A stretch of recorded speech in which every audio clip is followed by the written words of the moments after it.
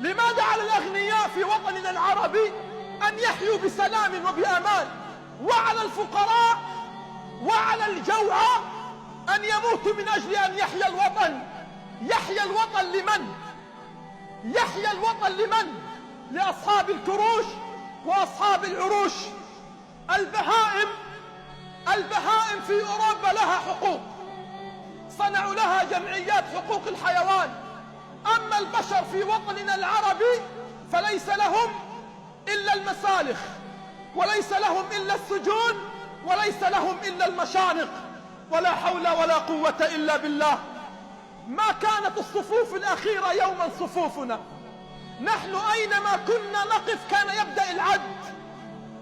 في بلادنا تقطع يد من يسرق رغيف، من يسرق رغيف في وطننا العربي تقطع يده. أما من يسرق وطن بأكمله لابد أن تقبل يده. بنا من الحزن ما تبكي له مدن، بنا من الحزن ما تبكي له مدن، وينحني الصخر عطفا كي يواسينا. أوطان لم نحافظ عليها كالرجال سنبكي عليها يوما كالنساء. أوطان لم نقدر فيها الإنسان، سعر البترول أغلى من الإنسان فيها، سعر الغاز أغلى من الإنسان فيها، سعر البنزين أغلى من الإنسان فيها، سعر الذهب والفضة أغلى من الإنسان فيها.